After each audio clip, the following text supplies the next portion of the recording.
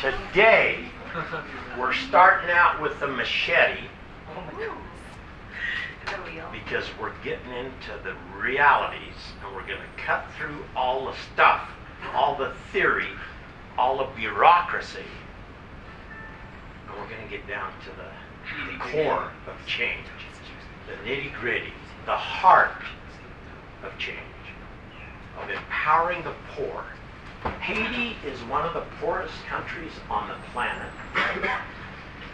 It is definitely the poorest in the Western Hemisphere. People don't have jobs. People feel they have no future. Terrible place with lots of struggle. In spite of the fact they have phenomenal natural resources, and the people have great character, and they're very loving, and they want for their kids what you and I want in our country. So on January 12th, 2010, a 7.0 earthquake slammed into that country, and the devastation was horrendous. And I was just starting to teach a little class with a few students like you. And I came to class the day after that quake and said, "What happened over the weekend?" Everybody started talking about it. I said, "What do you think about it? How did that make you feel when you saw them dragging bodies out of that destruction?" On CNN. Live coverage by Anderson Cooper yesterday. And people said, I just had tears in my eyes. Another one said, "I feel powerless. I wondered, what could I do?" I said, I wondered the same thing, and I felt the same emotions. So for anybody who wants to, I'm going to try to start a new NGO, and I'm going to call it Sustain Haiti. Anybody want to help? And some in the class did. Others said, I've got other plans. I'm taking this class because I want to learn how to do an NGO for Romania where I serve my mission. Or I want to learn microcredit. I want to start something down in southern Utah near the reservation or whatever. But out of that little class, that first day, we started this thing called Helping Haiti, Sustain Haiti. 316,000 killed, over 300,000 injured, 1 million displaced, hundreds of thousands of homes destroyed, and rubble everywhere. And it was such a terrible shock. This is the seat of government. All their main government buildings pancaked. They couldn't even get the records. They didn't know, they had no ability to even know the populations of the cities in that country.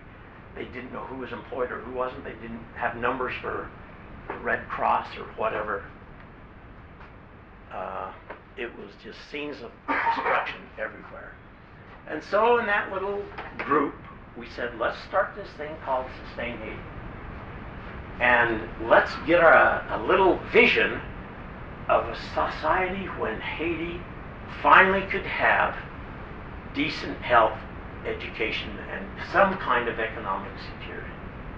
Let's use this crisis, let's use this disaster, let's use this pain to try to reduce human suffering.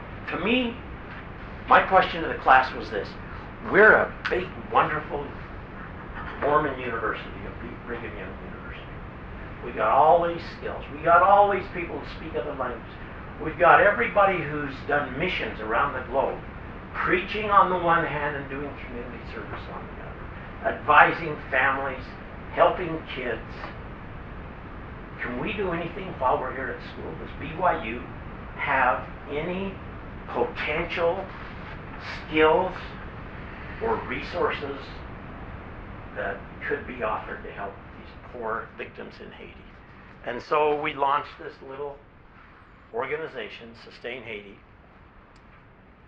Here's one of our team. This was last summer, so this is 2012 now, 3 years later. Alex, one of our team, walking down the street where some houses are still standing, but lots of them have been abandoned because they're destroyed. They have no water, they have no power. They're trying to get in curb and gutters, they're trying to get in plumbing systems, etc., but it's a slow, painful process. So what can we do? Can we see the beauty of a little flower? Can we plant some seeds and help those children, those mothers, those fathers, those families, the government, the community leaders, the church, and instead of waiting for the big boys to do their thing, because whenever there's these disasters, the big boys come in, right? Who are the big boys? The UN, the US, big banks, the World Bank. They promised $11.3 billion to help rebuild Haiti.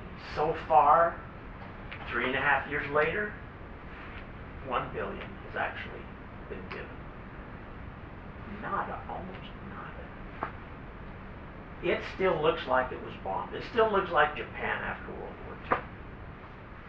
And so we said, instead of going in with a big bunch of promises, top down, millions or billions of dollars to tell them what to do, that we're the experts, that we have the solutions, let us take over your country, we'll rebuild it, we'll bring down our plows, we'll bring down our heavy equipment, we'll get the farms going again with the plows, we'll bulldoze out everything, and we'll bring down our huge cement operations and rebuild the roads and stuff. We said, no, we're going to start humbly. We're going to ask people what they want, what they need. So it's a dramatically different approach to development in Latin America or the Caribbean or wherever else. It's like we're going to listen, we're going to learn, and we're going to partner with the people and have them help us figure out what do they really need, what are the main causes of their poverty before the quake and after the quake, and how can we, how can we cut through all the stuff, the baloney, and get down to the nitty-gritty of what specifically really needs to be done and how we can make it happen in partnership. So I arrived there, so we spent that whole semester. This was winter semester 2010, January through April, in that class, several groups of students working as teams, trying to figure out what might be done. And we formed subgroups to do the following. Assuming we don't know much about what's going on in Haiti, what do we need? Well, we need to understand the culture, so we established a culture team. We established a Creole-speaking team to train all of us in some basic, simple words about how to communicate with people there. Creole plus French, right? Another team started the microcredit strategy to look at what NGOs were doing microenterprise there, how big of loans were they giving, what was working, and how could we partner with them or start our own.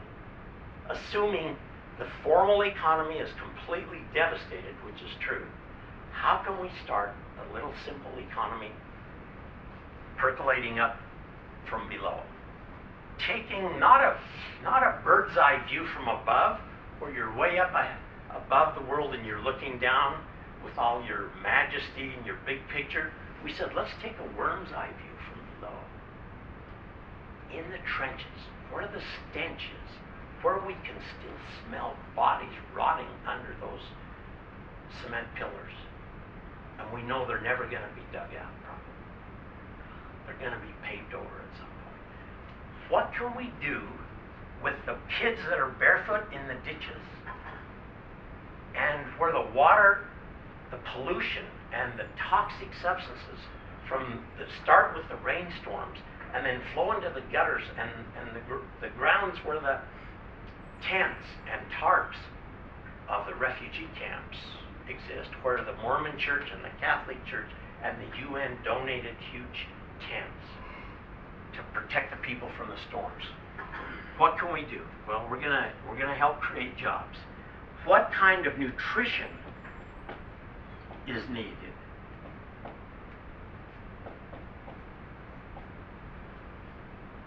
Because there's no markets. And people are surviving on one meal a day handed out by the UN or whatever, a bowl of gruel. Could we help them by establishing some kind of family garden system that they could grow their own vegetables and fruits? And if we do it right, we call it square foot gardening. It'll triple or more their production. They'll have plenty of nourishment, vitamins and minerals through their little family gardens. And they'll grow so much of it, they'll be able to sell the surplus in the town markets, down the street, on the next corner, or 2 blocks from here, where they have these informal public markets. People selling everything they can sell to try to make some money. How can we help them with education? What can we do in terms of health care? Basic, as we talk to people there, basic training in how to take care of themselves, especially when the water's polluted, when there's garbage in the streets, when everything stinks terribly. What can we do? So we began to design some programs, and I just remember this was the first day I was there with a few of our volunteers. One Haitian, Roni Charles, in the middle there. And when we got off the plane, this friend picked us up in her pickup. So we're all bouncing around the streets from the airport, Port-au-Prince, to stay at her house. She has an orphanage, and we're going to stay there that first night and get a little orientation to the country. So we've been learning about the culture. We've been learning about methods for change. We've been learning some language. And then we wanted to just kind of get an overview that first day when we got there. So she picks us up, and we're piled in the back of this pickup, and we're bouncing through the streets. Port-au-Prince Airport is about 10 minutes drive from the city. It took us an hour and a half because there was just rubble all around. Walls down, buildings down, bridges out. We just bounced along. About an hour and a half we get to the town, the city. And then she said, I'm going to take you to this one place. Before we go to stay at my place tonight, we'll have a great meal there and get you oriented. But I want to take you to a special place. And she took us to a place that was Mother Teresa's orphanage for malnutrition and abandoned children. And it was just a big wall. So we're going along in the back of the truck through this rubbish and around, down through ditches and little creeks where the bridges have been washed out in the urban area. We come to this place and there's a big wall like this made out of cinder blocks, gray, and it was 12 feet tall. She didn't tell us where we were going. So we get there, there's one steel door. She knocks on the door and the little peephole opens and there's a guard in there, and she explains who she is and she has an appointment. So the guard lets us inside that door. She says, we're coming to Mother Teresa's orphanage for impoverished, abandoned, and malnutrition children. And we go inside. I'm thinking we're coming in to see an orphanage. I've done that all over the world. It's just a jungle. And there's a row of stairs going up. Old cement stairs. And out here's the jungle, here's the wall. So we start up these stairs. And I'm saying, where's the orphanage? She says, you'll see at the top. When we get to the top, I'm expecting to see a big, beautiful orphanage with Mother Teresa's name on it. There's nothing there except a big, huge town. And, I say, where's the orphanage? Oh, it's down there. She takes us over to the edge of that cement pad at the top. And there's just all this rubbish. The building was destroyed. They pushed and shoveled everything off the edge of that cement slab down into the jungle. And then they got 2 big tents from the UN. Both of them were, each of them was twice as big as this room. And, you know, I say, wow. So the building was destroyed. She says, yes, but come inside. I walk inside, and it's dark. There's 2 lights. If this room were 100 yards long, not 100 yards, maybe 150 feet, it had 2 electric cords hanging down with a light bulb on each, and then it was just completely dark other than that, except there were cribs. And there were cribs next to cribs, next to cribs, next to cribs. So about 70 cribs lined up along this wall of the tent, a little walkway in the middle, a pathway, and then 70 cribs on this side. And in each one of them was a tiny child. A few trying to stand up or standing up. Maybe they were 16, 18 months old, I don't know. Others were just tiny little babies. And, you know, my heart just went out to them, and I said, oh, this. She said, our numbers doubled after the quake. And I said, look, what can we do? We'll make a donation. Should we hold some of these kids and sing for them? She said, no, let me show you the rest. We went out the other end of that room, and there was another equally long tent with 140 orphans and homeless dead. And at the end of that, they let us pick up some babies, and we sang lullabies, and we danced, and we tried to cheer them up, the toddler types. It was a very precious experience, very spiritual experience. I felt like I was in a tent. And that's when I knew we can do something to help this place called Haiti. And so from there, I'll post these. I'll send you this. This is what we started with that first year: jobs, microfinance, healthcare training, rebuilding orphanages, the struggles. We got some of our volunteer team. We worked with partners. We brought Relief Societies, gave us tons of diapers and little blankets and children's clothes and stuff we took to some of those orphanages. Last summer, we trained over 500 students how to do, how to speak English, how to write some English, in the hope that eventually there will be investment. We worked on water projects. Cholera became a huge problem in the last 2 years with the hurricanes, with the disease that came from UN troops from other countries. We worked with LDS Humanitarian. We worked with other partners. We played soccer and did all the important things, including tried to help build up the church there. So I want you to just kind of keep these little images and a few of these stories in your minds as you think about, what am I going to do with my BYU education? You're not all going to go into NGOs. You're not all going to do micro-learning. But I hope you'll think about ways you can make a difference and do something practical for the world. Thanks a lot.